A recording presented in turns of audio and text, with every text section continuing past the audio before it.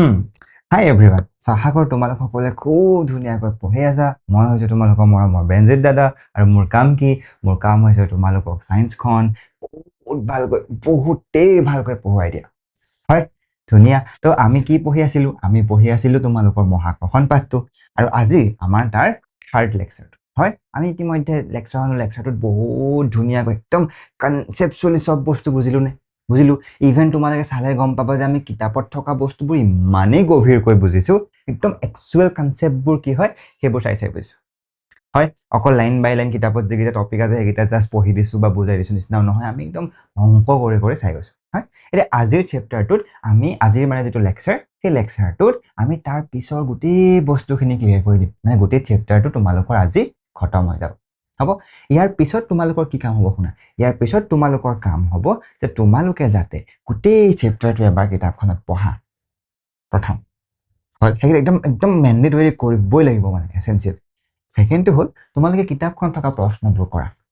এতিয়া কিতাপখনত থকা প্ৰশ্নবোৰ আমাৰ এপটোত, কিউৰিয়াছ এপটোত চব সমাধান কৰি বুজাই দিয়েই থোৱা আছে। তোমালোকে জাষ্ট গৈ পেলাই তাত চালেই হ'ল। কুৱেশ্যন বেংক ছেকশ্যনটোত গৈ পেলাই তাত মহাকৰ্ষণ পাঠটো বিচাৰি পেলাই চালেই হ'ল। হ'ব, তাত তোমালোকে পাই যাবা। তো সেইটো আমাৰ কাম, মেইন কাম। থাৰ্ড কামটো হ'ল তোমালোকৰ এক্সাম এটা হ'ব, মানে থাকেই তোমালোকৰ এপটোত এক্সাম থাকে, তো এক্সামছবোৰ দি চাবা যে তোমালোকে পাৰিছা নাই। হ'ব, তো এই তিনিটা কাম তোমালোকে ক্লাছটোৰ পিছত কৰিবা।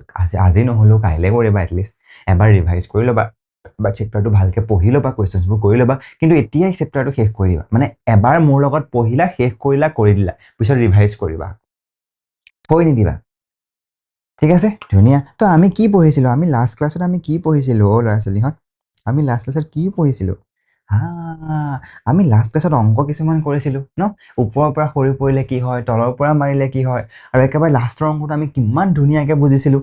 ওপৰৰ পৰা এৰি দিয়া, তলৰ পৰাও ঠেলি দিয়া, গৈ লগ হৈছেগে। পঢ়িছিল নে? পঢ়িছিলোঁ, ধুনীয়া। এতিয়া আজি আমি তাৰ পিছৰ কাহিনীখিনি পঢ়িম, আৰু তাৰ পিছৰ কাহিনীখিনি বহুত ইণ্টাৰেষ্টিং। কিয় ইণ্টাৰেষ্টিং চাবা হা, প্ৰথমতে চাবা। তোমালোকে ভাবিবা যে অ'কে, বেনজিত দাৰ ওজন হৈছে 50 কেজি। মোৰ ওজন 50 কেজি। ঠিক আছে, মোৰ ওজন 50 কেজি নহয়, মোৰ ভাগৰ ভৰ 50 কেজি। মনত ৰাখিবা দেই, ওজনটো 50 কেজিৰ পিছত আৰু অকণমান বস্তু লাগিব। মই তোমাক বুজাম এতিয়া ধুনীয়াকৈ চাবা। তো যেতিয়া আমি ভৰ বুলি কওঁ, তেতিয়া আমাৰ কিমান পৰিমাণ সেইটো বুজাওঁ। মানে মোৰ যে 50 কেজি বুলি কৈছোঁ, সেইটো মোৰ কিমান পৰিমাণ আছে, সেইটো ভৰ 50 কেজি। মোৰ 50 কেজি নহয়, মোৰ ভাগৰ 65 কেজি মান আছে। হ'ব, বা যি নহওক, তো ধৰি লৈছোঁ মোৰ ভাগৰ 50 কেজি আৰু মোৰ ভাগৰ ওজন 50 কেজি, মানে মোৰ ভাগৰ টোটেল পৰিমাণ আছে 50 কেজি। কিন্তু ভৰটোহে সেইটো কি ভৰ, আমি ওজন বুলি ভুলকৈ কওঁ। হ'ব, এতিয়া যেতিয়া আমি ওজনৰ কথা কওঁ, তেতিয়া একচুৱেলি আমি কি বুজাওঁ গম পোৱা? আমি বুজাওঁ যে সেই মোৰ ভাগৰ যি 50 কেজি পৰিমাণ আছে মোৰ গাত, তাক কিমান পৃথিৱীয়ে তললৈ আকৰ্ষণ কৰি টানিছে। মানে আমি ওজন মানে বল বুজাওঁ ন? মানে আমি ওজন মানে বল বুজাওঁ। ওজন মানে আমি কি বুজাওঁ? বল বুজাওঁ। তুমি যদি নিজে চোৱা, তেতিয়া তুমি দেখা পাবা। মইতো চাইলেণ্ট কৰি দিছোঁ ৰ'বা। তুমি যদি নিজে চোৱা, তুমি দেখা পাবা, ধৰি লোৱা এইটো তুমি। ঠিক আছে, মই ফেচখন এনেকৈ ৰাখিছোঁ, যোনে ছোৱালী সিহঁতে ছোৱালীবোৰে ছোৱালী বুলি ভাবিব পাৰে, যোন ল'ৰা সিহঁতে ল'ৰা বুলি ভাবিব পাৰে। হ'ব, ধৰি লোৱা এইটো তুমি। হ'ব, এইজনী তুমি। হ'ব, তুমি কি কৰিছা? তুমি এতিয়া ধৰি লোৱা পৃথিৱীত আছা। এখন পৃথিৱীত, এই আকাশৰ এখন পৃথিৱী নহয়, এইখন চন্দ্ৰহে। মই ভুলকৈ আঁকিলোঁ। যি নহওক, ধৰি লোৱা এয়া তুমি, আৰু তুমি ক'ত আছা? তুমি আছা পৃথিৱীত। হ'ব, তোমাৰ ভাগৰ ধৰি লোৱা ওজন 60 কেজি। ঠিক আছে, তোমাৰ ওজন কিমান? 60 কেজি। এতিয়া তোমাৰ যিটো 60 কেজি, তুমিতো জানাই, আমিতো পঢ়িছিলোঁৱেই যে যেতিয়া আমাৰ 60 কেজি হয়, কি হ'ব? মোৰতো স্ক্ৰীন টাচটো নাইকিয়া, কাম নকৰা হৈ গৈছে হা। তো যেতিয়া আমাৰ ইয়াত যদি 60 কেজি হয়, ঠিক আছে, যেতিয়া আমাৰ 60 কেজি হয়, আমি জানো তললে এটা কি লাগি আছে? তললে কি বল এটা লাগি আছে? মহাকৰ্ষণ বল এটা লাগি আছে। আৰু আমি এইটোও জানিছিলোঁ, যেতিয়া আমি ফাইনেলি ৱেইটটো উলিয়াওঁ, আমি ৱেইটটো কেনেকৈ উলিয়াই দিব পাৰোঁ? ৱেইট ইকুৱেল আমি এম মাছটোৰ লগত যেতিয়া আমি আমাৰ যিটো মধ্যাকৰ্ষণিক ত্বৰণ আছিলে, সেইটো পূৰণ কৰি দিলে আমাৰ ৱেইটটো ওলাই যায়, আমাৰ ওজনটো ওলাই যায়। মানে ইয়াৰ ভাগৰ একচুৱেলি ওজন কিমান হ'ব? জিৰ মান কিমান আছিলে? 9.8। যেতিয়া আমি 60ৰ লগত 9.8 পূৰণ কৰিম, আমি পাম 588 নিউটন। মানে এই মানুহজনীক, পৃথিৱীত থকা এই মানুহজনীক বা মানুহটোক, ল'ৰাটোক, ছোৱালীজনীক, ঠিক আছে, পৃথিৱীখনে কিমান নিউটন দি টানি আছে? 588 নিউটন। আমি কেনেকৈ গম পালোঁ? ভৰ আছে আমাৰ 60 কেজি, ভৰ আমাৰ 60 কেজি, যি আমি জানো 9.8, আৰু আমি এইটোও গম পাওঁ যে তললৈ লাগি থকা আকৰ্ষণীয় বলটোৰ কাৰণে যিটো আমি ৱেট পাওঁ সেইটো চিম্পলি ভৰ পূৰণ যি আমি জানোৱে পৃথিৱীৰ কাৰণে কিমান 9.8। সেইখনলৈকে আমাৰ খেলি মেলি নাই, আছে জানো? নাই। কাহিনীটো কি শুনা, আমি এইটোও ভালকে গম, মই তোমাক বুজাম ভালকে, কিন্তু এইটো বুজিলা, সেই ছেইম মানুহজনী যেতিয়া চন্দ্ৰলৈ গুচি গ'ল, ঠিক আছে, একদম পৃথিৱীৰ পৰা একদম পুৰা গাড়ী চলাই, এই বেঞ্জিতদা পৃথিৱীৰ পৰা গাড়ী চলাই চন্দ্ৰলৈ কেনেকে যাবহে? চিলাৰ ওপৰত বহিয়ে যাব লাগিব। কি কথা কয় বেঞ্জিতদা, চিলাৰ ওপৰত আমি বহি যাব নোৱাৰো, আমি যাব লাগিব ৰকেটত। ৰকেট নেদে হৈ যায়। যিয়ে নহওক, তো আমি এতিয়া পৃথিৱীৰ পৰা ৰকেট এখনত পঠাই দিলো তোমালোকক বহালো, বহাই পেলাই পঠাই দিলো। এতিয়া তোমালোক গৈ পেলাগে চন্দ্ৰত, তোমালোক কৈ পেলাগে চন্দ্ৰত। কিন্তু চন্দ্ৰত তোমাৰ কি হ'ব গম পোৱা? চন্দ্ৰত তুমি বল এটা ফিল কৰিবা, কিন্তু চন্দ্ৰটোৱে তোমাক আকৰ্ষণ কৰিব, কিন্তু সিমান জোৰে নাটানে যিমান পৃথিৱীয়ে টানে। মানে তোমাৰ যদিও পৰিমাণ, তোমাৰ গাতটো এনেকুৱা নহয় যে তুমি চন্দ্ৰলৈ যাওঁতে আধা নাইকিয়া হৈ গুচি গ'ল, হ'ব জানো? গোটেইটো তুমি যাবা, তো তোমাৰ যেনিবা 60 কেজি আছিলে, তুমি এতিয়া 60 কেজি আছা। কিন্তু চন্দ্ৰত যিহেতু আকৰ্ষণীয় বলটো কম, চন্দ্ৰত যিটো তললে আকৰ্ষণীয় বলে তোমাক টানিব, সেই আকৰ্ষণীয় বলটো যিহেতু কম, সেইটো কাৰণে চন্দ্ৰত ওজনটো কম হ'ব। মানে কি W ইকুৱেল আমি জানো M, কিন্তু এবাৰ এই জিটো যে আছে, এই জিটো পৃথিৱীৰ জিটো নহয়, এইটো কি চন্দ্ৰৰ বেলেগ জি, জি মুন লিখি দিছো M। বুজি পালে? এই তলত যেতিয়া আমি ছাবস্ক্ৰিপ্ট এটা দিওঁ, মানে নাম লিখা যায়, এইটো বেঞ্জিত হাজৰিকা, সেইটোৱে মধ্যাকৰ্ষণিক ত্বৰণ চন্দ্ৰৰ। আকৌ আগৰ যিটো আছে, যিত অকল আমি জি বুলি লিখে নৰ্মেলি পৃথিৱীৰ বুজো, তোমালোকে কেতিয়াবা জি ই বুলি লিখিব পাৰা, মধ্যাকৰ্ষণিক ত্বৰণ আৰ্থৰ। বুজি পালা নে নাই পোৱা? বুজি পালা? হা, তো কাহিনীটো কি, আমি কি বুজিলো? যিহেতু চন্দ্ৰৰ মহাকৰ্ষণিক বল, মধ্যাকৰ্ষণিক বল, মানে চন্দ্ৰই নিজৰ কেন্দ্ৰলৈ টনা বলটো পৃথিৱীতকৈ বহুত গুণে কম, সেইটো কাৰণে আমি চন্দ্ৰত ওজনটো কম ফিল কৰোঁ। আৰু কিমান কম ফিল কৰোঁ গম পোৱা? পৃথিৱীৰ ছভাগৰ এভাগ, মানে পৃথিৱীত যদি তোমাৰ ওজন 60 কেজি আছিলে, ইয়াত মানে ওজন 60 কেজি নহয়, ওজন হ'লে নিউটনত কম। যদিহে তোমাৰ ওজন 60 পূৰণ 9.8, 588 নিউটন আছিলে, আমি 10 ধৰিছো সুবিধাৰ কাৰণে, 600 নিউটন আছিলে, ইয়াত কিমান হৈ যাব? 100, মানে ছভাগৰ এভাগ 1/6 হৈ যাব। যদিহে তাত 6 আছিলে, ইয়াত 1 হ'ব। যদিহে তাত 60 আছিলে, ইয়াত 10 হ'ব। যদিহে তাত 12 আছিলে, ইয়াত 2 হ'ব। বুজি পালা? তোমালোক চন্দ্ৰলৈ গ'লে তোমালোকৰ ওজনটো কমি যাব, তোমালোকৰ কি ওজনটো কমি যাব। হ'ব। আৰু কেতিয়াবা কি কৰে গম পোৱা? কেতিয়াবা তোমালোকৰ ওজন বুজাবলৈ ইনষ্টেড অফ নিউটন, মানে তোমালোকৰ নিউটন নিলিখি এনেকৈও লিখি দিব পাৰে। কেতিয়াবা তোমালোকৰ ওজনটো এনেকৈও লিখিব পাৰে, চাবা দেই। তোমালোকক ক'ব যে কোনোবা এটা বস্তুৰ ওজন হৈছে 60 কেজি ওজন, এনেকৈ ক'ব 60 কেজি ওজন, মানে কিন্তু এনেকৈ যেতিয়া ক'ব তোমালোকক কৈ দিব যে সেই বস্তুটো ক'ত, পৃথিৱীত নে চন্দ্ৰত নে ক'ত। 60 কেজি ওজন বুলি যদি ওজনটো লিখা থাকে, তেতিয়া তোমালোকে বুজি পাবা যে 60 কেজি পূৰণ এই ওজনটোৰ ঠাইত তোমালোকৰ সেই পাৰ্টিকুলাৰ জেগাটোৰ মধ্যাকৰ্ষণিক ত্বৰণটো, যেনেকৈ পৃথিৱীত 9.8, তো এইটো নিউটনত লিখিলে আমি কিমান পাম? 60 পূৰণ 9.8 নিউটন সমান আমি পাম 588 নিউটন।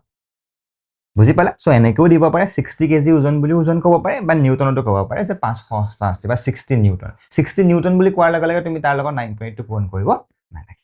হ'ব? যি নহওক, আমি এতিয়া কথাটো বুজি পালো যে পৃথিৱীত যিমান ওজন, তাতকৈ চন্দ্ৰত ওজন ছভাগৰ এভাগ। হ'ব? 1/6 কিমান বুলি মই ক'লো? 1/6। ক'ত আছে? লিখা আছে নে? চোৱা, চন্দ্ৰত ওজন পৃথিৱীৰ ওজনৰ 1/6। এতিয়া সেইটোকে বেঞ্জিতদা আপুনি ক'লেই নহ'ব নহয়, তোমালোকৰ কিতাপত প্ৰমাণো কৰি দিছে। তোমালোকৰ কিতাপত মই তোমাক দেখাই দিম ৰ'বা, কিতাপখন ক'ত আছে তোমালোকে যদি চোৱা কিতাপখনৰ চোৱা, তোমালোকে দেখা পাব তোমালোকৰ কিতাপত প্ৰমাণ কৰি দিয়া আছে। চাবা দেই, এইটো চোৱা, যে তোমালোকক ইয়াত দেখাই দিছে, এইটো চোৱা, তো ইয়াত তোমালোকৰ লাষ্টত দেখাই দিছে যে অ'কে 1/6 হ'ব লাগে। হ'ব? দেখিছেনে এইটো? হ'ব? তো সেই 1/6 কেনেকৈ হয় আমি সেইটো প্ৰমাণ কৰি চাওঁ। এই গোটেই প্ৰমাণটো একেবাৰে ইজি, তোমালোকে জানাই, আমি এতিয়া তেনেকুৱা বহুত অংক কৰিলোঁ, তো তোমালোকৰ কৰিবলৈ একো টান নহয়। চাবা হা, মই তোমাক বুজাই দিছোঁ। তো তাৰ কাৰণে তোমালোকে জাষ্ট বুজি লোৱা কাহিনীটো। ধৰি লোৱা এখন পৃথিৱী, এখন ধৰি লোৱা পৃথিৱী, ঠিক আছে, আপুনি বেঞ্জিতদাক কৈছে এতিয়া মানি লৈছোঁ, এখন পৃথিৱী, আৰু এইটো কি? এইফালৰটো চন্দ্ৰ, সেইটো কি লিখিলোঁ? চন্দ্ৰ। ঠিক আছে, এতিয়া কাহিনীটো শুনা। আমি জানো যে এইকেইটা কথা আমি জানো। এতিয়া তোমালোকে পৰীক্ষাত আহিলেও দিয়া থাকিব, আৰু তোমালোকে এতিয়াও বুজিবৰ কাৰণেও বুজিলো যে এইকেইটা আমি জানো। যে পৃথিৱীৰ ভৰ হৈছে 5.9 × 10⁻24 কেজি হ'ব আৰু কিন্তু চন্দ্ৰৰ ভৰ ইয়াতকৈ বহু গুণে কম চ 100 গুণ কম ইয়াত 24 ইয়াত 22 আছে হ'ব 7.36 × 10⁻22 কেজি হ'ব সিমিলাৰলি পৃথিৱীখনৰ ব্যাসাৰ্ধ মই কৈছো না 6400 কিলোমিটাৰ যদি মিটাৰত লিখা এনেকুৱা হ'ব 6.37 × 10⁻6 মিটাৰ কিন্তু চন্দ্ৰটোৰ মাত্ৰ 1700 কিলোমিটাৰ মানে 1.74 × 10⁻6 মিটাৰ হ'ব 10⁻6 মিটাৰ হ'ব এতিয়া আমি এইকেইটা গম পাওঁ ঠিক আছে বেঞ্জিতা এতিয়া আমি তাৰ লগত মিলাও চোৱা মই তোমালোকক দুটা সিচুৱেশ্যন দিম এটা সিচুৱেশ্যন হ'ল যে তোমালোকৰ যিটো বস্তু তোমালোকৰ বলটো সেই বলটো যাৰ ওজন m সেই বলটো পৃথিৱীখনত আছে বলটো ক'ত আছে পৃথিৱীখনত আছে সেকেন্ডত তুমি সেই বলটো ৰকেটত উঠাই লৈ গ'লা নহয় কোনোবাই বহুত জোৰ 6 মাৰি দিলা ঠিক আছে একদম দলি মাৰি দিলা দলি মাৰি দিওতে আহি পেলাই এবাৰ চন্দ্ৰত পৰিলে চন্দ্ৰত দলি মাৰিলে ইমান দূৰ নাযায় দেই মই এনেহে কৈছো তোমাক নাভাবিবা আজি ৰাতি কাইলে বোলে ৰাতিপুৱা সবে একদম বল মাৰি আছে চন্দ্ৰলে মাৰো বুলি কিয় বোলে বেঞ্জিত দাই কৈছিলে হেতু নহয় ঠিক আছে হা তো আমি চাও এটো কি এটো আসলে চন্দ্ৰ তো চন্দ্ৰটোৰ ওপৰতো ধৰি লোৱা বলটো আছে কিন্তু দুটাৰে কি ভৰ একেই আৰু মানে সেই একেটা বলে তো m ভৰ খেলিমেল নাই যেতিয়া আমি মহাকৰ্ষণৰ ফৰ্মুলাটো পঢ়িছিলো আমি কি পঢ়িছিলো g ইকুৱেল আমি কি পঢ়িছিলো g ইকুৱেল g ইকুৱেল বুলি চোৱা বল হিহত দুটাৰ মাজৰ আকৰ্ষণীয় বল f ইকুৱেল আমি কিমান বুলি পঢ়িছিলো g m by d square হয়নে আৰু ইয়াৰ কেপিটেল m আৰু স্মল m গিটা কি আছিলে দুটা বস্তুৰ ওজন গিটা আছিলে মানে ভৰ গিটা আছিলে স্মল m কেপিটেল আৰু d টো আছিলে হিহতৰ দূৰত্ব হয় আৰু আমি এটো পঢ়িছিলো যেতিয়া আমি পৃথিৱী এখনৰ পৰা বল এটা মানে দিলে পৃথিৱীখন গোলকে পৃথিৱীখন আছে সো কোড গোল হল বেঞ্জিতা হা গোলকে পৃথিৱীখন আছে সো পৃথিৱীখনৰ পৰা যেটো কেন্দ্ৰৰ ফালে মই কৈছো নহয় বলটো সদায় কি হয় ইহতৰ কেন্দ্ৰৰ ফালে কাম কৰে হয় সো ইয়াটো পৃথিৱীখনৰ ক্ষেত্ৰত যেতিয়া আমি পৃথিৱীখনৰ ক্ষেত্ৰত পঢ়িছিলো তেতিয়া আমি কি কৰিছিলো যে সেই যেটো মাজৰ ডি আছে যেহেতু এই কোণৰ উচ্চতাটো পৃথিৱীখনৰ ব্যাসাৰ্ধৰ উচ্চতাৰ তুলনাত একেবাৰে কম ব্যাসাৰ্ধৰ তুলনাত একেবাৰে কম সেইটো কাৰণে আমি এটো নেগলেক্ট কৰি দিও এটো আমি নালাগে যা বুলি কওঁ যে এই দূৰত্বটো হৈছে পৃথিৱীখনৰ ব্যাসাৰ্ধটো হয় চন্দ্ৰৰ ক্ষেত্ৰতো একেটা কাহিনী হ'ব তো আমি কি কৰো যেতিয়া আমি পৃথিৱী আৰু চন্দ্ৰৰ মাজত পৃথিৱী আৰু যেতিয়া আমি কিবা এটা বস্তুৰ মাজত যেতিয়া আমি এই একেটা বলে এই f বলটো উলিয়াও তেতিয়া আমি কি কৰো g টো g থাকে এই m টো কি হৈ যায় এই m টো হৈ যায় পৃথিৱীখনৰ এই m টো হৈ যায় পৃথিৱীখনৰ ভৰ আৰু স্মল m টো হৈ যায় এই বলটোৰ ভৰ আৰু d স্কয়াৰ টো হৈ যায় পৃথিৱীখনৰ ব্যাসাৰ্ধ হ'ব আমি হেতু মনত আছে তো আমি হেতু কাৰণে লিখি দিছো কি g * capital M small m divided by আমাৰ পৃথিৱীখনৰ ব্যাসাৰ্ধ এটা আমি মনত আছে এতিয়া আমি আকৌ আমাৰ প্ৰবলেমটো লৈ আহো চোৱা আমাৰ প্ৰবলেমটো আছিলে যে এটো এতিয়া আমি কি কৰিছো প্ৰথমতে আমি এইখন পৃথিৱীৰ কাৰণে চাও বলটো এই পৃথিৱীখনৰ কাৰণে আমি বলটো উলিয়াই চাও তুমি যদি চোৱা এই যেটো g আছে তুমি যদি ভালদৰে চোৱা এই যেটো g আছে সৰি মই প্ৰতিবাৰে g লিখি দিও এই যেটো f আছে সেই f টো একচুয়ালি আমাৰ ওয়েট হয় না মই তোমাক কৈছিল নহয় ওজনটো কি হয় সেই মধ্যাকৰ্ষণিক বলটো হয় তো ধৰি লৈছো যে এই যেটো ওয়েটটো আমি সদায় ওজনটোক আমি সদায় ওয়েট বুলি যে কওঁ হেতু কাৰণে আমি w লিখো হ'ব আৰু যেটা আমি দুটা সিচুৱেচন লম প্ৰথমতে পৃথিৱীত তাৰপিছত আকৌ চন্দ্ৰত গতিকে আমি সদায় তাৰ কি বুলি উপাধিটো দি দিম হ'ব তো ওজন কোৰ পৃথিৱীৰ তো ওজন হাজৰিকা ওজন পৃথিৱী আৰ্থ হল সো ওজন পৃথিৱীত ওজন আমি কিমান বুলি জানো সেই বলটোৰ ওপৰত পৃথিৱীয়ে ক্ৰিয়া কৰা মধ্যাকৰ্ষণ হয় ধুনীয়া তো আমি ফৰ্মুলাটো লিখো ফৰ্মুলাটো আমাৰ কি আছিল g আৰু capital M small m divided by কাৰ ৰেডিয়াস r স্কয়াৰ এখানে মই তোমাক বুজাই দিছো চাইলোৱা এটো তুমি কিয় r লিখিছো চাইলোৱা তো এখন পৃথিৱী এখন চন্দ্ৰ তো আমি ধৰিলম যে পৃথিৱীখনৰ ভৰটো হৈছে m হ'ব তো এই m টোৱে হ'ব এই 5.98 * 10⁻24 5.98 কিন্তু আমি এতিয়া মানবোৰ লিখা নাই হ'ব আৰু যেটো চন্দ্ৰ আছে চন্দ্ৰৰ ভৰটো হ'ল ভৰ চন্দ্ৰ এইটো m টো উপাধি এখন লেখা খেলি মেলি আছে নে নাই ধুনীয়া এতিয়া আমি কি কলো তো হেতু হ'ল m পৃথিৱীখনৰ ভৰ m চন্দ্ৰখনৰ ভৰ আৰু পৃথিৱীখনৰ যেটো ব্যাসাৰ্ধ ঠিক আছে পৃথিৱীখনৰ যেটো ব্যাসাৰ্ধ তাক আমি নাম দিছো ব্যাসাৰ্ধ পৃথিৱী আৰ্থ যেটো চন্দ্ৰৰ ব্যাসাৰ্ধ আছিল তাক আমি নাম দিছো কি বুলি rm হ'ব চন্দ্ৰৰ ব্যাসাৰ্ধ হৈ গল r একলে খেলনা rm ব্যাসাৰ্ধ ধুনীয়া এতিয়া এতিয়া এই কাহিনীটোকে আমি জাষ্ট চাওঁ প্ৰথম চিটুৱেশ্যনটো হৈ গ'ল এইটো চিটুৱেশ্যন এই বক্সটোৰ ভিতৰত থকা চিটুৱেশ্যনটো বাকীখিনি বাদ দিয়া এইটো বুজা পৃথিৱীখনৰ ব্যাসাৰ্ধ r য'ত এটা বল আছে m তো যেতিয়া আমি তাৰ ভাগৰ বল উলিয়াম যেতিয়া আমি তাৰ ভাগৰ সেই বলটোৰ ওপৰত লাগি থকা ওজনটো উলিয়াম তো আমি অকল এইটো ডায়েগ্ৰাম চাম হয়নে এইটো ডায়েগ্ৰাম তেতিয়া এই ডায়েগ্ৰামটো তোমালোকে ভালদৰে চোৱা সেই m বলটোৰ ওপৰত r ব্যাসাৰ্ধ আছে কাৰণে আমি r স্কয়াৰ দিছো বুজি পালে আমাৰ ফৰ্মুলাটো আছিলে g/m/d²।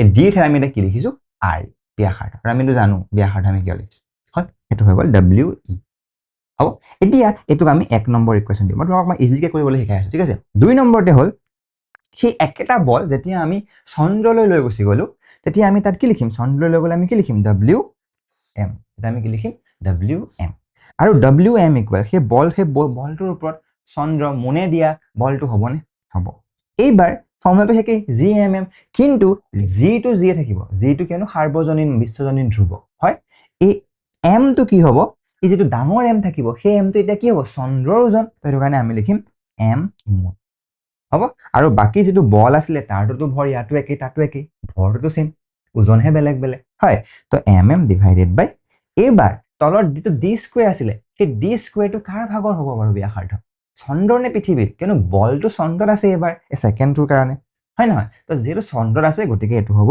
চন্দ্ৰ হাজৰিকা ভাগৰ rm স্কয়াৰ হ'ব এটো m টো মানে কি আমাৰ উপাদান চন্দ্ৰ হ'ব আৰু ইয়াক আমি নাম দিম 2 তেনেদৰে ওপৰটো মই আপুনি লিখিবলৈ থাকি গ'ল কি হ'ব লাগিব এই যেটো ক্যাপিটেল m থাকিব হেতু কাৰ ভাগৰ ওজন হ'ব পৃথিৱীৰ ওজন তো হেতু কাৰণে আমি m আৰ্থ ই এখনলে খেলি মিল নাই এতিয়া হয় তোমালোকে বেসিক ক্যালকুলেশন নকৰো আমি কি কৰিম আমি জাস্ট we/wm টো উলিয়াই মানে দুটাৰ অনুপাত উলিয়াই হ'ব আৰু তোমালোকে we/wm উলিওৱা wm/w উলিওৱা তোমাৰ লগত কথা কিন্তু ফাইনাল অনুপাতটো আমাৰ শুদ্ধকৈ ওলাব লাগে হ'ব মাত্ৰ এটা যদি a/b ওলাই আনটো b/a ওলাব চোৱা মই তোমাক বুজাই দিম চোৱা বুজাই দিম যেতিয়া আমি যদিহে এতিয়া জাস্ট we/wm কৰো ঠিক আছে w/, যদি আমি wm কৰো আমি কি পাম চাবা দেই আমি পাম সিম্পলি জাস্ট এইকেইটা মান বহুৱাই দিয়া w এই ঠাইটো বহিব আৰু wm ৰ ঠাইত এই তলৰটো বহিব হয় ঠিক আছে তো বেঞ্জিটা বহুৱাই চাওচোন g m e m divided by r e square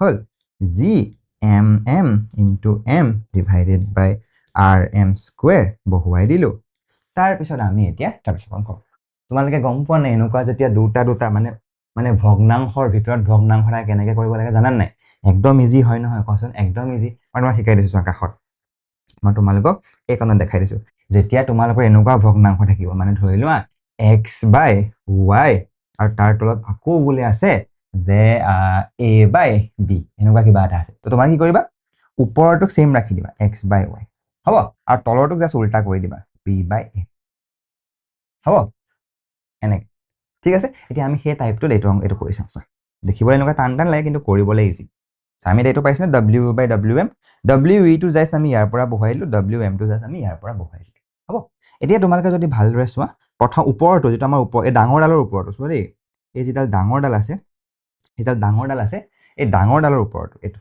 হ'ব মই এইটো জাস্ট লেটাৰ কৰিছো তো এই ডাঙৰ ডালৰ ওপৰটো এইটো সো এইটোক আমি সেম ৰাখি দিম কিন্তু তলৰটোক আমি কি কৰি দিম উল্টা কৰি দিম হ'ব তো আমি চাওঁ সো আমি কি কৰিম ওপৰটো same g m e m divided by r e square আৰু তোমালোকে এটোও জানা যে আগৰটো একচুয়ালি কি হয় এটো এটো ওপৰত থাকে হয়নে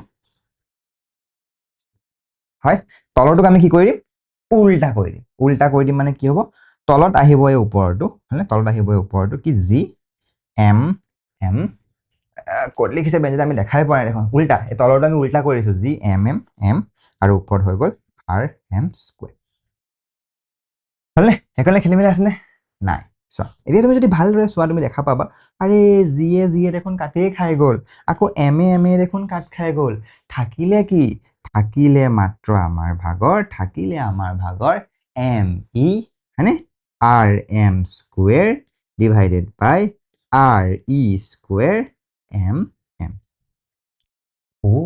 মানে এটো এম টো কি আছিলে পৃথিৱীৰ ওজন আৰ এম টো কি আছিলে চন্দ্ৰৰ ব্যাসাৰ্ধ আৰ ই টো কি আছিলে পৃথিৱীৰ ব্যাসাৰ্ধ এম এম টো কি আছিলে চন্দ্ৰৰ ওজন এই আটাইকেইটা আমাক ইয়াত দিয়া আছে নে এই আটাইকেইটা আমাক ইয়াত আটাইকেইটা দিয়া আছে এম ই আমাক আমি জানো মই তোমালোকৰ এখন লাগিলে ওচৰলৈ আনি পেলাই দেখাই দিছো মই তোমালোকক ওচৰেৰে দেখাইছোঁ চোৱা হা যেতিয়া আমি ইয়াত চাম তুমি যদি ভালদৰে চোৱা তুমি এইটো বুজি পাবা যে আমাক আটাইকেইটা বস্তু দিয়া আছে এম ই আমাক দিয়া আছে এম ই কোনটো এম ই হৈছে পৃথিৱীৰ ওজন এইটো হ'ব আৰ এম দিয়া আছে তো আৰ এম কোনটো আৰ এম হৈছে তোমাৰ চন্দ্ৰৰ ব্যাসাৰ্ধ এইটো হয় আৰ এম স্কোৱাৰ বহুৱাই দিবা তেনেদৰে আৰ ই কোনটো পৃথিৱীৰ ব্যাসাৰ্ধ তো পৃথিৱীৰ ব্যাসাৰ্ধও দিয়া আছে এইটো হয় আৰু এম কি চন্দ্ৰৰ ওজন তো সেইটো আমাক দিয়া আছে তো সেইটো বহুৱাই দিব পাৰা এইটো হল তো যেতিয়া এই আটাইকেইটা মান বহুৱাই দিবা তেতিয়া তোমালোকে এইটো কিমান পাবা গম পোৱা তেতিয়া তোমালোকে এইটো পাবা 6.06 কিমান পাবা 6.06 কিমান পাবা তোমালোকে বহুৱাই চাবা দেই কৰি চোৱা কিন্তু এতিয়াই কৰি চোৱা এতিয়া তোমালোকে এইকেইটা মান বহুৱা এম ৰ মান যিমান দিয়া আছে আৰ এমৰ মান যিমান দিয়া আছে আৰ ৰ মান যিমান দিয়া আছে তাক স্কুৱেৰ কৰি পূৰণ কৰিছো হ'ব তেতিয়া আমি কিমান পাম 6.06 মানে আমি ফাইনেলি কি বুজিলো আমি উলিয়াইছিলো কি W E by W M মানে আমি ফাইনেলি কি বুজিলো যেতিয়া আমি W E by W M উলিয়াম তাৰ মানটো আমি পালো 6.06 क्या पारो 6.06 যদিহে তুমি তাৰ পৰা জাস্ট WM টো উলিয়াও মানে WM মানে কি চন্দ্ৰৰ ওজন কিমান হ'ব তে তোমালোকে এইটো জাস্ট এইটো M টো এফালে গৈছে যাব ছয়টো এফালে গৈছে আহিব তো তোমালোকে পাবা WE বাই 6.06 হলে তো এইটো তুমি এনেকেও লিখিব পাৰা মানে ধৰি লোৱা এনেকে এইটো তুমি এনেকেও লিখি দিব পাৰা 6.06 টো আমি জাস্ট 6 বুলি ধৰি লওঁ 6.06 6 বুলি ধৰি লওঁ কথা নাই 1/6 W হল হলনে হল মানে কি বুজিলো যে চন্দ্ৰত বস্তুটোৰ ওজন পৃথিৱীত বস্তুটোৰ ওজনৰ 1/6 গুণ প্ৰমাণ হৈ গ'ল নে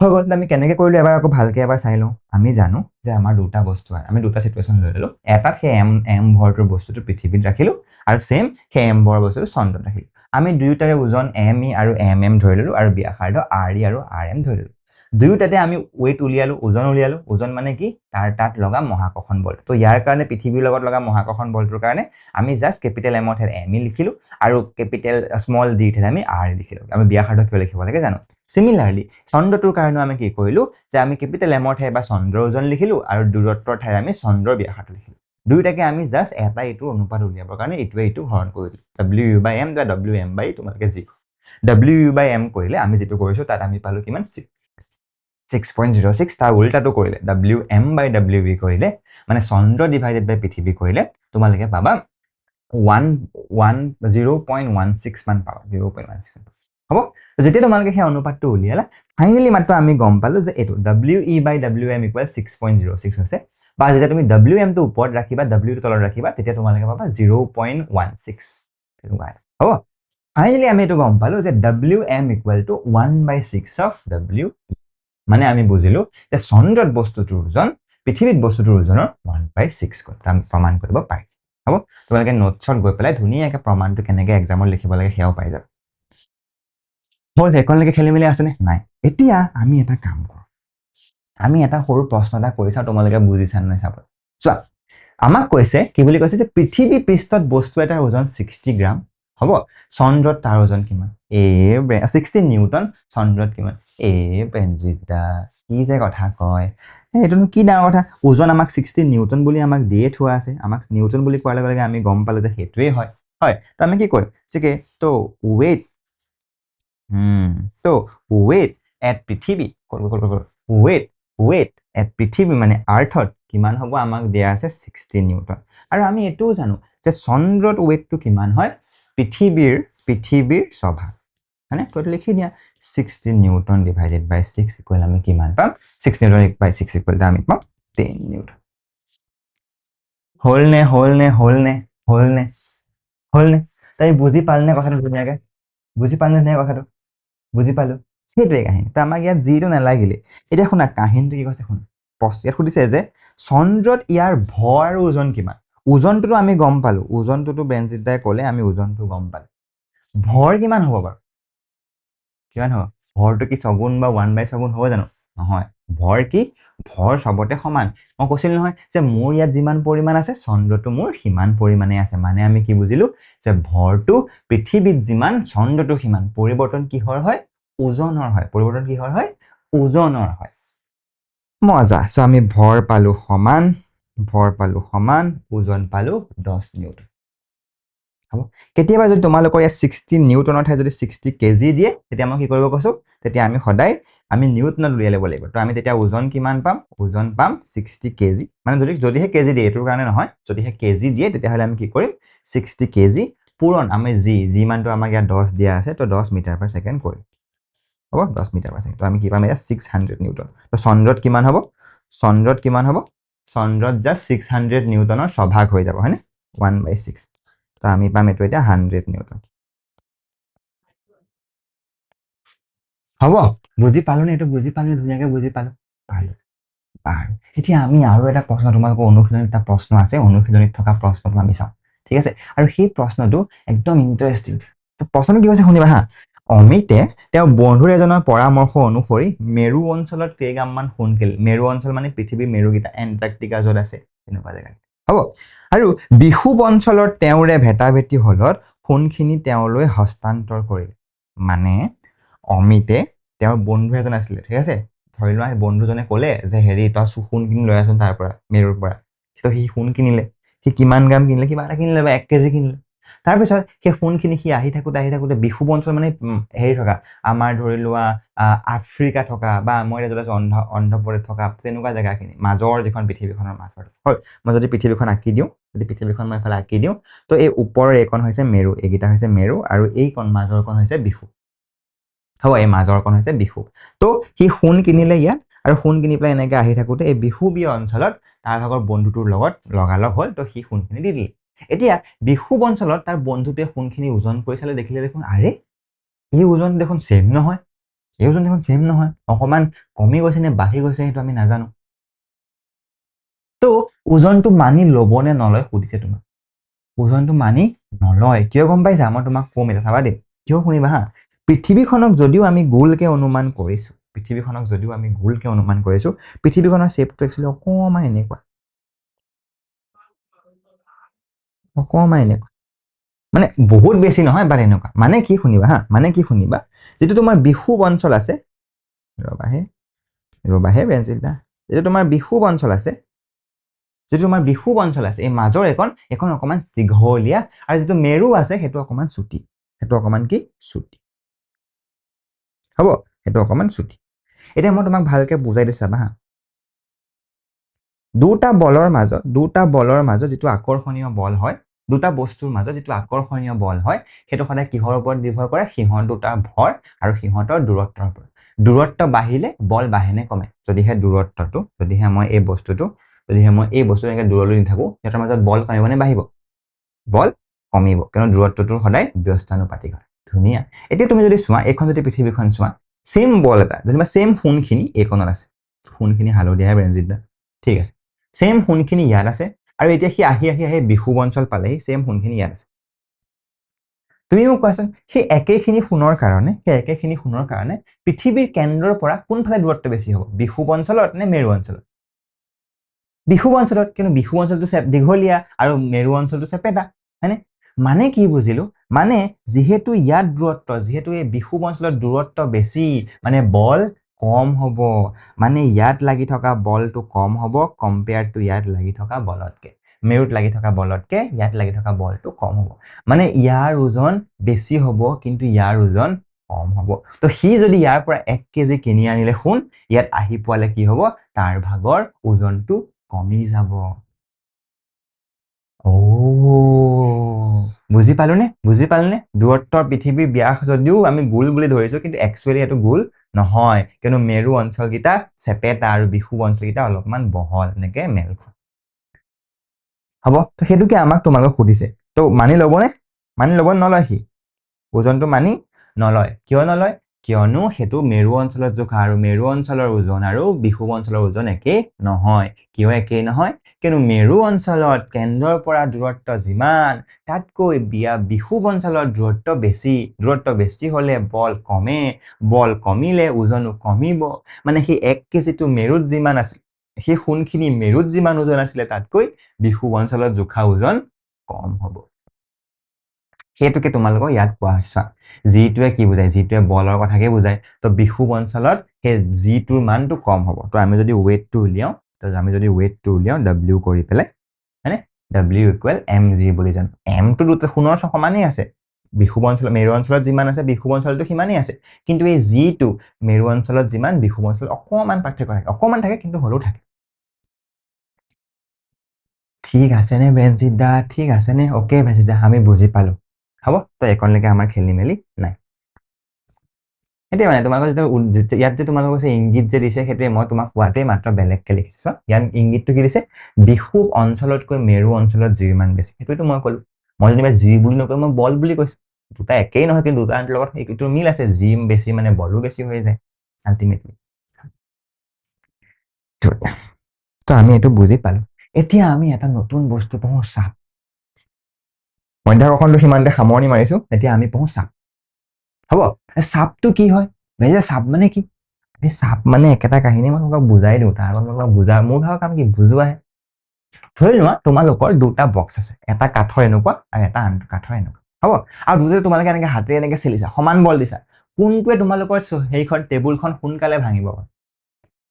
এইটোৱে। এইটোৱে কিয় বেনজিৎ দা? আৰে কিয় বুলি ক'লে আমি জানো নহয় বেনজিৎ দা, আপুনি আমি নাজানো নেকি? আমি ওপৰৰ পৰা বল দিছো, আমি ওপৰৰ পৰা এনেকে বল দিছো। তো ধৰি লোৱা ইয়াতো দিছো হলনে? এই কণটো হেঁচিছো আৰু এই কণটো হেঁচিছো। ঠিক আছে, এই চাৰিটা কোণত আমি এনেকে হেঁচিছো। হেঁচোতে এই বলটো এনেকে পোনে পোনে তললৈ আহিছে, এই বলটো এইকণত লাগিছে, এই বলটো এইকণত লাগিছে, এই পিছফালৰ বলটো পিছফালে দুখন লাগিছে, আৰু এইফালে লাগিছে। লাগিছে? ঠিকে আছে বেনজিৎ দা। তো যদিহে আমি ইয়াতো এফ দিছো, ইয়াতো আমাৰ এফ এ লাগিছে, ইয়াতো এফ দিছো, এইকণত এফ লাগিছে, এইকণত লাগিছে, এইকণত লাগিছে, মানে প্ৰতিটো জেগাত আমাৰ এফ এফ লাগিছে। চেম বলটো যেনিবা আমি ইয়াত দিলো, চেম বলটো আমি ইয়াত দিছো। ঠিক আছে, ইয়াতো এনেকে চাৰিটা কোণত হেঁচি দিছো। এতিয়া এই বলটো এইফালেতো নাযায়, এই বলটো এনেকে আহি পেলাই কম জেগাত লাগিবহি, ইয়াত লাগিব। এই বলটো এনেকে আহি পেলাই ইয়াত লাগিবহি, লাগিবনে? পিছফালৰ পৰা দিয়া বলটো এনেকে আহি পেলাই ইয়াত পাবহি, আৰু এইটো আহি পেলাই ইয়াত পাবহি। মানে কি বুজিলো? সেই একেটা বলে ইয়াত আমি যিমান দিছিলো সিমান দিছিলো, কিন্তু আটাইখিনি বল আহি পেলাই এক জেগাত লগ খাইছে।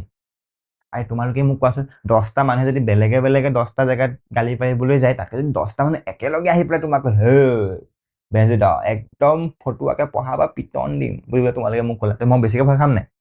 10টা একেলগে আহিলে, একেটা জেগাতে আহিলে। তেনেকুৱা আটাইকেইটা বল যেতিয়া একেটা জেগাত আহি পেলাই লগ পালেহি, সি বেছি প্ৰভাৱ পেলাব।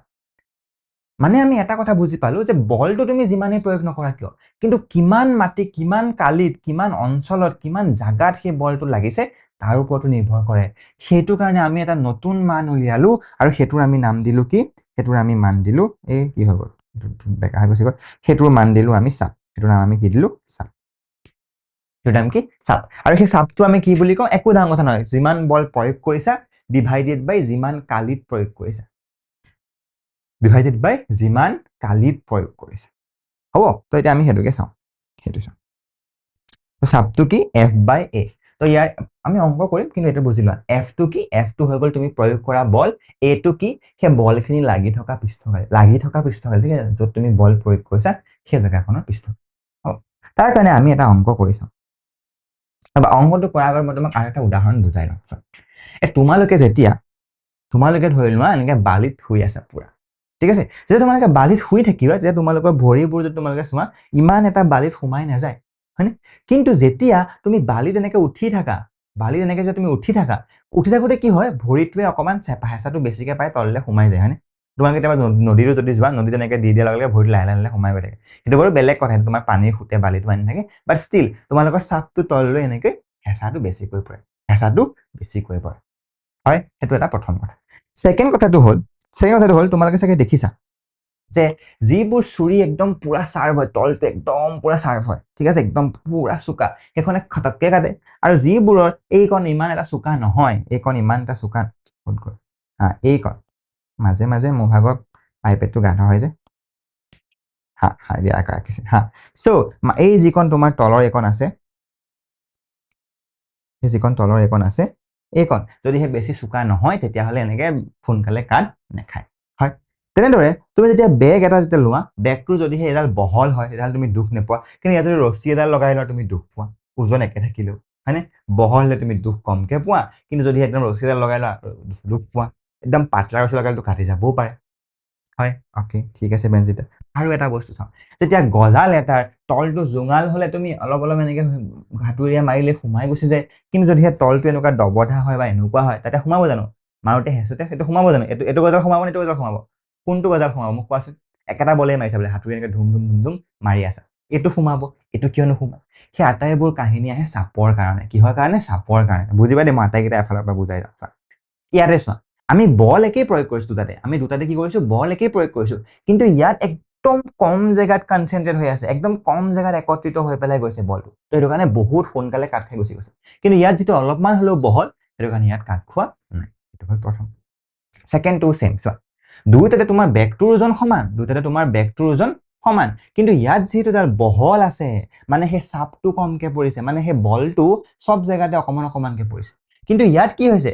গোটেই বলটো কম জেগাতে পৰিছে নে? গতিকে আমি ইয়াত দুখ পাওঁ। হ'ব। চিমিলাৰলি তুমি যদি ইয়াত চোৱা, গজালটো যদি তুমি চোৱা, ইয়াত তুমি হাতুৰিৰে যেতিয়া ওপৰত মাৰিবা, সেই গোটেই বলটো আহি একদম এই পিন পইণ্টটোত গোটেই বলটো একেলগে ইয়াত লাগিছে, তো ই পুৰা পটককে সোমাই গুচি যাব। সেই ছেম কাহিনীটো ইয়াত কিন্তু নহয়, সেই বলটো চাৰিওফালে এনেকে বিয়পি আছে, আৰু সেইটো কাৰণে তোমাৰ ভাগৰ সোনকালে জোৰো নপৰে।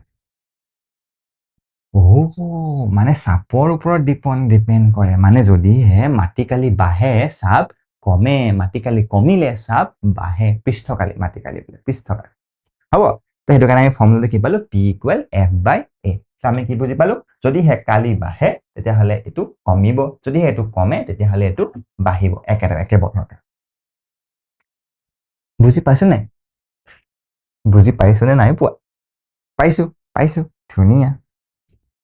তোমালোকে এতিয়া ভাবিবা যে বেজীৰ আগটো যেতিয়া তোমালোকে ইয়াত বেন্ধে, তেতিয়াহ'লে তুমি দুখ কষ্টকে বেছিকে পোৱা। কিয়নো একদম বেজীৰ আগটো জুম হয়, তো সেইটো কাৰণে অকমান বল দিলে বহুত ভিতৰলৈ সোমাই আহে, আটাইখিনি বল আমাৰ অকমান কোষতে পৰে, সেইটো কাৰণে আমি সেইখনত দুখ পাওঁ। ধুনীয়া বেনজিত দা, আমি বুজি পালো। আপুনি আমাক অংক এটা কৰাই দিব নেকি? ঠিক আছে, আমি অংক এটা কৰি চাওঁ, ৰ'বা। আমি অংক এটা কৰি চাওঁ। ধৰি লোৱা, একদম ইজিকে মই তোমাক অংক এটা দিছো, ঠিক আছে? ধৰি লোৱা তোমাৰ হাতত এটা বাকচ আছে। তোমাৰ হাতত এটা কি আছে? তোমাৰ হাতত এটা বাকচ। এইটো কি বাকচ ৰাখিছে বেনজিত দা? ধৰি লোৱা তোমাৰ হাতত এটা এনেকুৱা বাকচ আছে। হ'ব, এই বাকচটোৰ দিশ জনিবা 10 মিটাৰ। দিশ কিমান? 10 মিটাৰ। প্ৰস্থ 2 মিটাৰ, প্ৰস্থ 2 মিটাৰ নহয়, প্ৰস্থ অকণমান ডাঙৰ দিওঁ। প্ৰস্থ 4 মিটাৰ আৰু উচ্চতা 2 মিটাৰ। ঠিক আছে, দিশ প্ৰস্থ উচ্চতা 2 মিটাৰ। চ' তুমি এবাৰ এনেকে চাপ দিলা, হ'ব, আৰু এবাৰ তুমি সেইটোক এনেকে পথালি কৰি ললা, মানে প্ৰথমবাৰ তুমি এনেকে ওপৰৰ পৰা চাপ দিছা, ছেকেণ্ড বাৰ কি কৰিলা? সেইটো এনেকে দীঘলীয়াকে ৰাখি ললা, মানে এইবাৰ তোমাৰ এইটো 10 মিটাৰ হৈ গ'ল, ঠিক আছে? এইটো 10 মিটাৰ, বাকচটো এনেকে ঘূৰাই দিলা, এইটো 10 মিটাৰ হৈ গ'ল, এইটো তোমাৰ হৈ গ'ল 4 মিটাৰ, আৰু এইটো হৈ গ'ল তোমাৰ 2 মিটাৰ। এইবাৰ তুমি এনেকে ওপৰৰ পৰা বল দিলা। দুয়োটাৰ ক্ষেত্ৰত একেটা বক্সৰ ওপৰতে চাপ উলিয়াবলৈ। আৰু আমি বল কিমান দিছো গম পোৱা? ধৰি লোৱা আমি দুয়োটাৰ ক্ষেত্ৰতে আমি 40 নিউটন বল দিছো। কিমান নিউটন বল দিছো? 40 নিউটন। তো চোৱা, F2 চেম উলিয়াওঁ বলা। চ' প্ৰথমটো চিটুৱেশ্যনৰ কাৰণে চাওঁ, 1 নম্বৰ চিটুৱেশ্যনটোৰ কাৰণে চাওঁ, এইটো 2 নম্বৰ হ'ব। 1 নম্বৰ চিটুৱেশ্যনটোৰ কাৰণে চাওঁ, কি দিছে? আমি যিটো F দিয়া আছে, আমাৰ সেইটো দিয়া আছে 40 নিউটন, হ'ল। আৰু এতিয়া আমি জানো যে প্ৰেছাৰ P = আমি কি বুলি জানো? F/A। এতিয়া F2টো আমি জানোৱেই, চাবা দেই, F2টো আমি জানোৱেই, F2 আমি কি বুলি জানো? 40 নিউটন। তো আমি F2 40 নিউটন লিখিলো। Aটো কিমান হ'ব? এৰিয়া কিমান হ'ব? A কিমান হ'ব? A হ'ব তোমাৰ এই মাটিকালিটো, চোৱাচোন, এই পৃষ্ঠকালিটো, এইখন পৃষ্ঠকালি, হয়নে? এই পৃষ্ঠকালি কিমান? 10 × 4। আৰে আয়ত হৈ যাব, 10 × 4 m²। চ' আমি এইটো কিমান পাম? 40/40, হয়নে? 10 × 4 কিমান হ'ব? 40। চ' এইটো আমি ওপৰত পাম 40, তলতো পাম 40। ওপৰত আছে নিউটন, তলত আছে মিটাৰ স্কুৱেৰ। তো আমি ইয়াতো কিমান পালো? 1 নিউটন/মিটাৰ²। এছাই একক কি? নিউটন/মিটাৰ²। হ'ল, এইখনলৈকে হ'ল? খেলিমেলি আছে? এইখনলৈ খেলিমেলি আছেনে নাই? নাই, ধুনীয়া। তাৰপিছত ছেকেণ্ডটো যাওঁ। ছেকেণ্ডটো সেই ছেমেই, 2 নম্বৰটো ছেম। 2 নম্বৰটোত আমাৰ কি দিছে? 2 নম্বৰটোত আমাৰ কৈছে যে আমাৰ ভাগৰ বল দিয়া আছে, F আমাক এবাৰ দিয়া আছে কিমান? 40 নিউটন, ঠিক আছে? কিন্তু এতিয়া আমাৰ প্ৰেছাৰটো কিমান হ'ব? 40/, এতিয়া আমাৰ যিটো A আছে, যিটো এৰিয়া আছে, সেই Aটো আমাৰ কিমান হ'ব? Aটো হ'ব আমাৰ, Aটো কিমান হ'ব? 4, চোৱাচোন, 4 × 2, হয়নে? 4 × 2, কিয়নো এবাৰ বলটো সেইখন পৃষ্ঠকালি লাগিছে। এনেকে 4 এনেকে 2 তো আমি হেতু পাম কিমান 4 পূৰণ 2 metre square metre metre metre square তো এটা আমি এটো কিমান পাম 40/8 নিউটন পাৰ মিটাৰ স্কয়াৰ 40/8 কিমান হয় 8 5 গুণ 40 5 নিউটন পাৰ মিটাৰ স্কয়াৰ হলে মানে বল আমি একেটাই প্ৰয়োগ কৰিছো 40 নিউটন 40 জন কিন্তু আমি প্ৰেসাৰ বেলেগ বেলেগ পাইছো কিয়নো সেইখন বেলেগ বেলেগ পৃষ্ঠকালিত এখন পৃষ্ঠকালি লাগি আছে আনখন এখন মানে এক সাইডৰখন দীঘল লাগি আছে হ'ব সো দুটা বেলেগ বেলেগ পৃষ্ঠত লাগি থকাৰ কাৰণে আমি চাপটো বেলেগ বেলেগ পাইছো খেলিমেলি আসনে নাই খেলিমেলি নাই আৰে বেনজিত দাই এই কোনে নেকি এইটোৱে কাহিনী চাপৰ এইটোৱে কাহিনী চাপৰ এতিয়া আমি অকমান ইন্টাৰেষ্টিং কাহিনী এটা বুজো চাপটো বাৰু বুজি পালো এতিয়া আমি পানীৰ চাপটো বুজো আৰু এইটো বহুত ইন্টাৰেষ্টিং চাবা দে বহুত ইন্টাৰেষ্টিং কেনেকে ইন্টাৰেষ্টিং আৰে যেতিয়া তুমি মোক কোৱা যেতিয়া তুমি পানীত জপিয়াই দিয়া তোমাৰ ওজনটো কম লাগেনে বা ধৰি লোৱা কিবা আপেল এটাকে হাতত যিমান ওজন ফিল হয় পানীত এনেকে দিয়াৰ পিছত পানীত ওজনটো কমকে ফিল হয় হয়নে নহয় বা আৰু এটা এক্সাম্পল দিছো তোমালোকে যেতিয়া পানী এনেকে কুঁৱাৰ পৰা আনা পানী যেতিয়া কুঁৱা দেখিছা নাই য'ৰ পৰাই পানী নানা ৰছীডাল যদি তুমি যদি বাল্টি এটাত মগ এটাত যদি ৰছীডাল বান্ধি পেলাই এনেকে পানীটোত বাল্টিটোত সোমোৱাই দিয়া বাল্টিটোত সোমোৱাই পেলাই যেতিয়া তুমি টানিবা যেতিয়া তুমি টানিবা তেতিয়া কি হ'ব তেতিয়া তাৰ ওজনটো কম লাগি থাকিব যেতিয়া পানীখিনিৰ পৰা ওলাই গুচি আহিব ওজনটো বাঢ়ি যায় কিয় বাঢ়ি যায় বেনজিত হয়নে নহয় তেনেকুৱা হয়নে নহয় হয় কিয় বাঢ়ি যায় বেনজিত দা কিয় বাঢ়ি যায় আৰে বাঢ়ি যোৱা এটা কাৰণ আছে কি গম পাইছা মই দেখাইছো চাবা দেই ইয়াতে মই এনে জাষ্ট আঁকি পেলাই দেখাও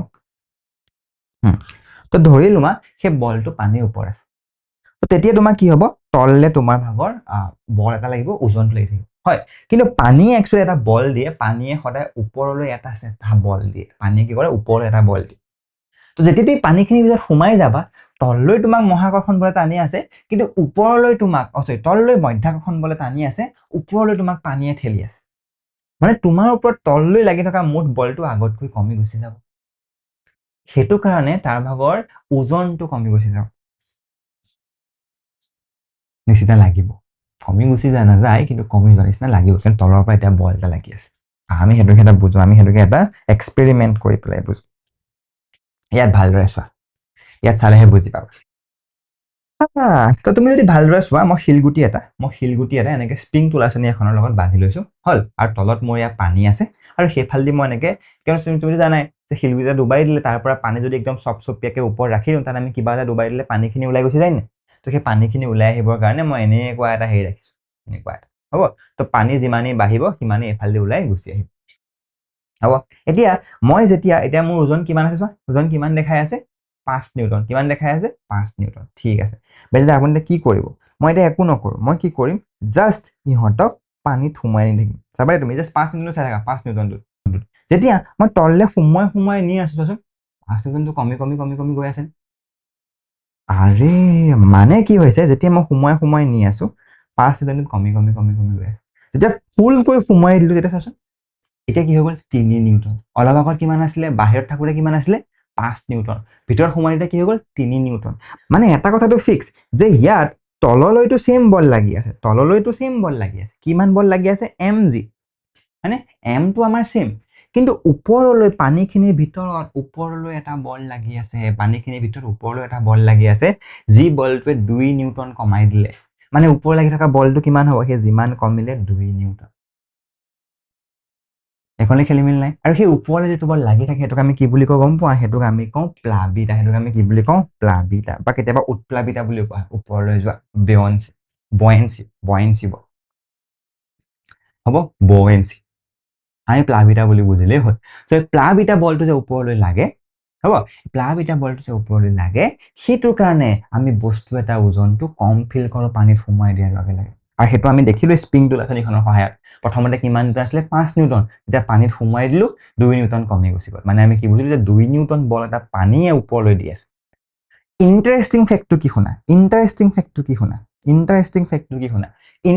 ফেক্টটো হ'ল যেতিয়া আমি ইয়াত সোমোৱাই যে দিছিলো তাৰপিছত যে পানীখিনি যে ওলাইছিলে এই যে ইয়াৰ পৰা যে পানীখিনি যিখিনি বাঢ়ি গৈছিলে পানীখিনি যে তললৈ যে ওলাই আহিছিল এই যিখিনি পানী আছিলে এই পানীখিনিৰ ওজন যেতিয়া আমি জুখিলো সেয়াও 2 নিউটনে ওলালে।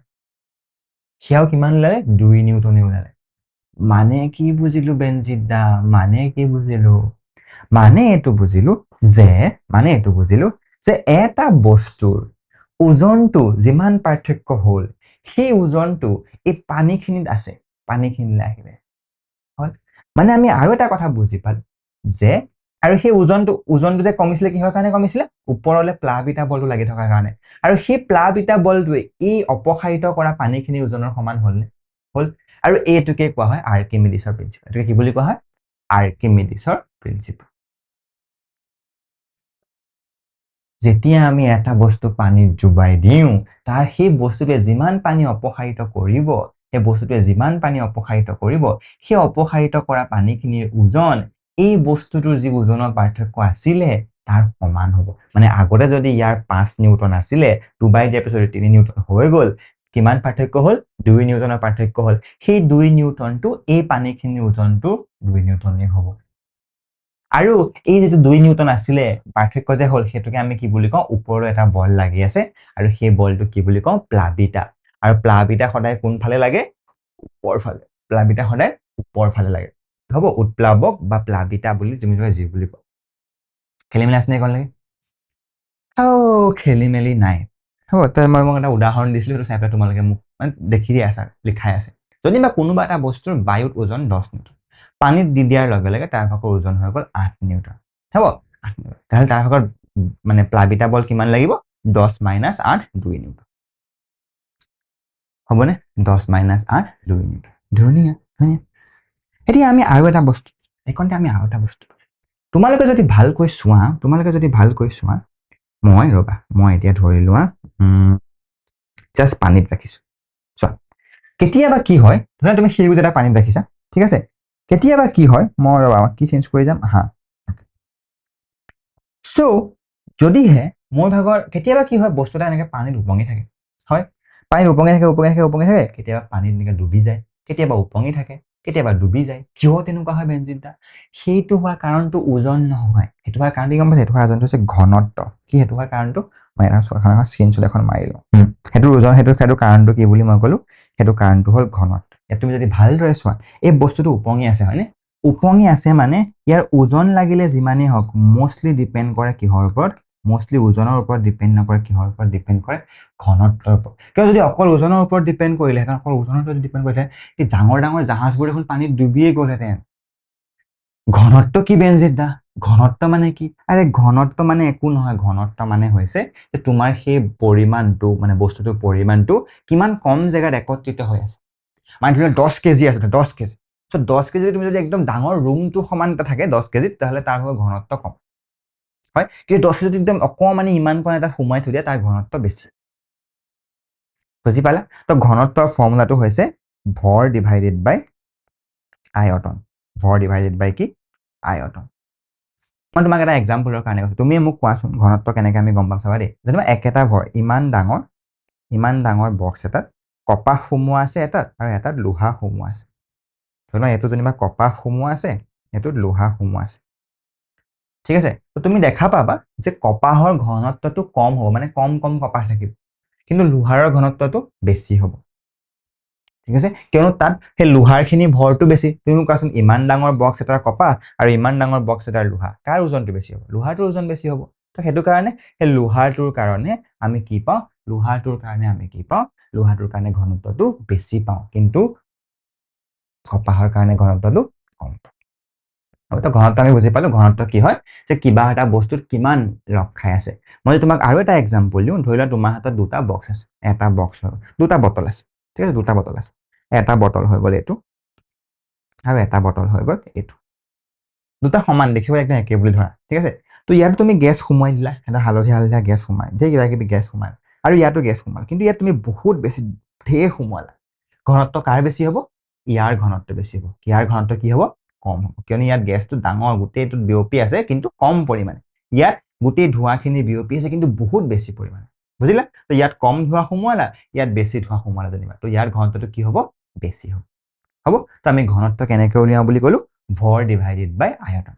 হ'ব? এতিয়া কাহিনীটো এইটো শুনা, প্ৰতিটো বস্তুৰ এটা ঘনত্ব থাকে। প্ৰতিটো বস্তু এটা ঘনত্ব থাকে আৰু আমি জানো যে যেতিয়া আমি পানীৰ ঘনত্ব উলিয়াম মানে যেতিয়া আমি ধৰি লোৱা পানীখিনি যেনিবা বক্স এটাত ভৰাই পেলাই এটা ওজনটো জুখি চালো আৰু তাৰপিছত ওজন ডিভাইডেড বাই সেই বক্সটোৰ আয়তনটো কৰি দিলো হ'ল আয়তনটো কৰি দিয়াৰ লগে লগে তুমি পাবা যেতিয়া আমি ভৰ ডিভাইডেড বাই আয়তন কৰিম হ'ব তো পানীৰ কাৰণে আমি কি পাম গম পাইছনে পানীৰ কাৰণে আমি পাম 1 গ্ৰাম পাৰ চেণ্টিমিটাৰ কিউব কিমান পাবা 1 গ্ৰাম পাৰ চেণ্টিমিটাৰ কিউব আৰু যদিহে তোমালোকে সেইটোকে যদি কেজি আৰু মিটাৰ কিউবত লিখা সেইটো পাবা 1 কেজি সৰি 1 কেজি আহিছে 1000 কেজি পাৰ মিটাৰ কিউব মানে যদি তুমি 1 মিটাৰ দীঘল 1 মিটাৰ বহল আৰু 1 মিটাৰ উচ্চতাৰ এটা ডাঙৰ পানীৰ টেংকি বনোৱা তাত তোমালোকে কিমান কেজি পানী ৰাখিব পাৰিবা 1000 কেজি হ'ব সেইটো বুজি পালো আমি এখনলৈকে এটা কাহিনীটো এইটো আমি এতিয়া ধৰি লোৱা 1000 কেজিটো মই তোমাক মনত ৰাখিবৰ কাৰণে মই জাষ্ট গ্ৰাম আৰু চেণ্টিমিটাৰ কিউবত কৈছো কিন্তু আমি নৰ্মেলি গ্ৰাম আৰু চেণ্টিমিটাৰ কিউবতে ৰাখিম আমি ডাঙৰ টেংকি বনাই এক্সপেৰিমেণ্ট নকৰোঁ তো কাহিনীটো কি হয়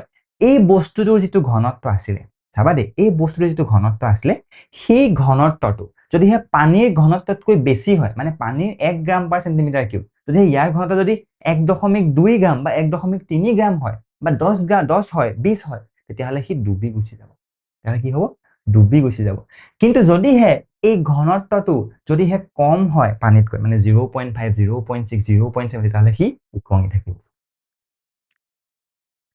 বুজি পালানে মানে কি বুজিলো যে কিবা এটা বস্তুৰ ঘনত্ব যদি পানীৰ ঘনত্বতকৈ কম হয় তেতিয়াহ'লে বস্তুটো উপঙি থাকিব যদিহে পানীৰ ঘনত্বতকৈ বেছি হয় তেতিয়াহ'লে বস্তুটো ডুবি যাব